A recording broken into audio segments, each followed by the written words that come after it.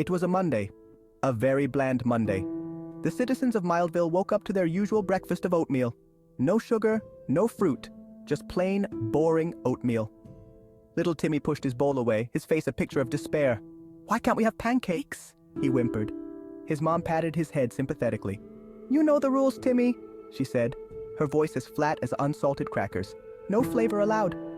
Mildville hadn't always been this way. Once, the town was a vibrant hub of culinary delights. But everything changed when Blandford, a man who abhorred anything remotely flavorful, seized control. He banished all spices, herbs, and sauces, declaring them a threat to good taste.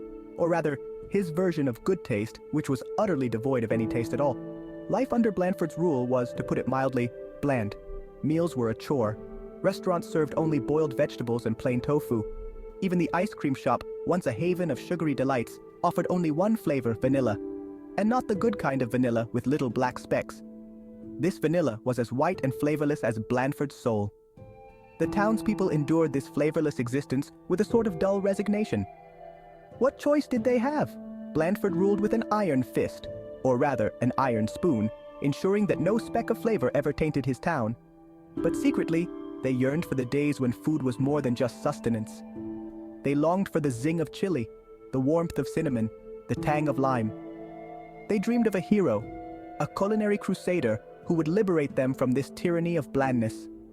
Little did they know their hero was closer than they thought, and he was coming, armed with a tortilla and a heart full of spice. The annual Founders' Day Festival was supposed to be the highlight of Mildville's year. It was a time when the entire town would come together to celebrate their heritage, their community, and most importantly, their love for good food.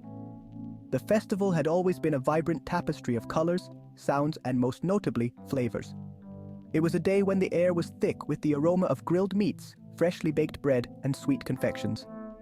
Families would gather in the town square, children would run around with sticky fingers from cotton candy, and the elderly would reminisce about festivals past while enjoying a slice of pie. But like everything else in Blandford's reign, it had been stripped of all joy and flavor. The once lively and spirited festival had become a shadow of its former self. Under Blandford's rule, the town had lost its zest for life.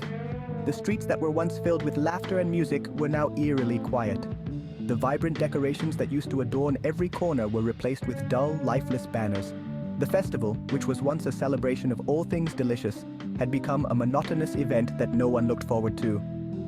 Gone were the days of sizzling barbecues, towering cakes, and vibrant fruit punches. The food stalls that once offered a cornucopia of flavors now served bland, uninspired dishes. The barbecues that used to sizzle with juicy meats were replaced with pots of steamed vegetables. The towering cakes that were the centerpiece of the festival were now a distant memory, replaced by plain, unadorned loaves of bread. The vibrant fruit punches that used to quench the thirst of festival goers were now replaced with plain water. The festival had lost its soul.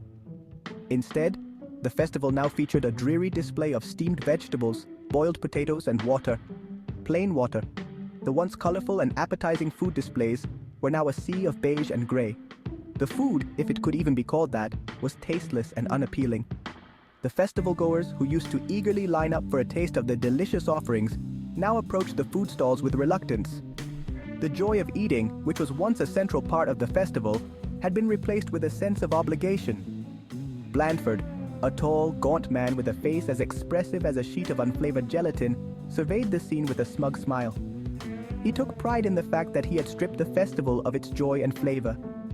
To him, the festival was a reflection of his rule, orderly, controlled, and devoid of any unnecessary indulgence. He believed that by removing the extravagance and excess, he was creating a more disciplined and efficient society. But in reality, he was sucking the life out of the town. He was dressed in his customary beige suit, a single unsalted cracker pinned to his lapel like some bizarre badge of honor. The cracker, much like Blandford himself, was plain and unremarkable. It was a symbol of his disdain for anything that brought joy or pleasure. Blandford believed that by embracing blandness, he was promoting a simpler, more virtuous way of life. But to the people of Mildville, it was a constant reminder of the joy and flavor that had been taken from them. "Order!" he boomed, his voice as flat and lifeless as his attire. "Let the Founders' Day feast commence!" His announcement was met with a collective sigh of resignation. The festival goers knew what to expect. A day of bland food and forced smiles. They shuffled forward reluctantly, lining up to receive their meager portions. The excitement and anticipation that used to fill the air on Founders' Day were nowhere to be found. Instead, there was a palpable sense of disappointment and disillusionment. A collective groan rippled through the crowd. The people of Mildville had hoped against all odds that this year might be different. But as they looked at the dreary food displays and listened to Blandford's lifeless speech, they realized that nothing had changed. The festival, once a beacon of joy and celebration, had become a symbol of their town's decline. The collective groan was not just a reaction to the bland food, but a reflection of their frustration and despair. They shuffled forward reluctantly, lining up to receive their meager portions. The once lively and bustling food stalls were now a somber procession. The festival goers moved through the line with heavy hearts, their faces reflecting their disappointment. The food, which was supposed to be a highlight of the festival, was now a source of dread. The joy of sharing a meal with friends and family had been replaced with a sense of obligation and resignation. Even the children, usually eager for any excuse to celebrate, looked about ready to cry. The festival, which used to be a day of fun and excitement for them, had become a dull and dreary affair. The games and activities that used to keep them entertained were now lackluster and uninspired. The treats and sweets that they used to look forward to were nowhere to be found. The children, who were usually the heart and soul of the festival, were now just as disheartened as the adults. The only one who seemed to be enjoying himself was Blandford, who strolled among his subdued citizens, his smile widening with each flavorless bite he took. To him, the festival was a success. He had managed to impose his vision of a bland, orderly society on the people of Mildville. As he walked through the crowd, he took pleasure in their subdued reactions. He believed that he was teaching them a valuable lesson, that life was not about indulgence and excess, but about discipline and restraint. Delicious, isn't it? He asked a young girl who was picking at her steamed broccoli with about as much enthusiasm as if it were a plate of worms. The girl, who had been looking forward to the festival for weeks, was now faced with a plate of tasteless food. She had hoped for a day of fun and excitement, but instead, she was met with disappointment. Blandford's question, meant to be a compliment, felt like a cruel joke. The girl, too afraid to do anything but nod, forced a smile. She didn't want to upset Blandford, who was known for his strict and unforgiving nature. But her forced smile couldn't hide the disappointment in her eyes. She longed for the days when the festival was a celebration of all things delicious and fun. But those days seemed like a distant memory. Blandford chuckled, mistaking her terror for delight, and moved on. He continued to stroll through the crowd, oblivious to the discontent around him. To him, the festival was a success. He had managed to impose his vision of a bland, orderly society on the people of Mildville. But in reality, he was blind to the unhappiness and frustration that his rule had caused. Unbeknownst to Blandford and his downtrodden citizens, a pair of keen eyes watched from atop a nearby hill. The figure, hidden by the shadows of a lone, scraggly tree, was cloaked in a vibrant serape. He had been watching the festival unfold, taking in the scene with a mixture of amusement and determination. He knew that something had to be done to save Mildville from its flavorless fate. The figure, hidden by the shadows of a lone, scraggly tree, was cloaked in a vibrant serape. The serape, with its bright colors and intricate patterns, was a stark contrast to the dull and lifeless festival below. The figure's presence was a reminder that there was still hope for Mildville, that there was still a chance to bring back the joy and flavor that had been lost. A mischievous grin played on his lips, and a faint scent of chili and lime wafted in the air around him. The figure, known to some as Taco Man, was a symbol of hope and rebellion. He had a plan, a delicious, daring plan to save Mildville from its flavorless fate. He knew that the people of Mildville deserved better, and he was determined to give it to them. He had a plan, a delicious, daring plan to save Mildville from its flavorless fate. He had spent weeks preparing, gathering the ingredients and tools he would need to bring flavor back to the festival.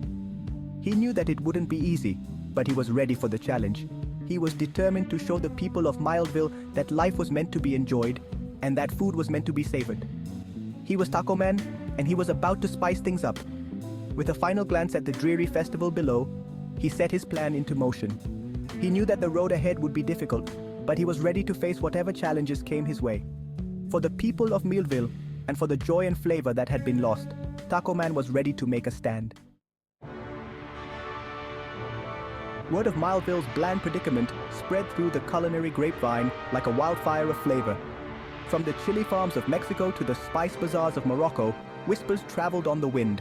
They spoke of a town held captive by blandness, its people starved of taste and joy. And they spoke of a hero, a legend whispered in hushed tones, who might be their only hope, Taco Man. The name itself was a burst of flavor in a world of blandness. Some dismissed him as a myth, a culinary fairy tale. But others, those who still remembered the joy of a perfectly spiced dish, clung to the hope that he was real. They prayed that he would hear their pleas, that he would come to their rescue, armed with his sizzling spices and a heart full of zest. One evening, as the sun cast long shadows over Mildville, a group of children gathered at the edge of town. They huddled close, their voices barely above a whisper, as they shared stories of Taco Man. "I heard he can control hot sauce," whispered Timmy, his eyes wide with awe. "They say he once defeated a giant saltine monster with a single sprinkle of chili powder," added Emily, her voice hushed with excitement. Their whispers were carried on the wind, reaching the ears of a lone figure perched on a rooftop. Taco Man, his serape billowing in the breeze, listened intently. A smile touched his lips. "Don't worry, little ones," he murmured, his voice a warm blend of cumin and kindness. "Taco Man is here." The Founders' Day feast dragged on, each bland bite a testament to Blandford's tyranny. Just when the townspeople's spirits were about to dissolve into a puddle of unsalted gravy, a commotion broke out near the stage. The crowd parted, revealing a figure as out of place in their monochrome world as a rainbow in a snowstorm. Taco Man strode forward, his serape a riot of colors, a mischievous glint in his eyes. He moved with a confidence that could only come from someone who knew their way around a spice rack. The scent of chili, cumin, and garlic swirled around him, a welcome assault on the blandness that had permeated the air for far too long. "Hold it right there, Blandford," boomed Taco Man, his voice a vibrant blend of spices. "Your reign of blandness ends now." The crowd gasped. Who was this mysterious stranger who dared to challenge Blandford's authority? And what was that tantalizing aroma that filled the air, awakening their long-dormant taste buds? Blandford, his face contorted in a mask of disgust, pointed a bony finger at Taco Man. "Seize him!" he shrieked, his voice cracking with indignation. "He's contaminated my feast with flavor."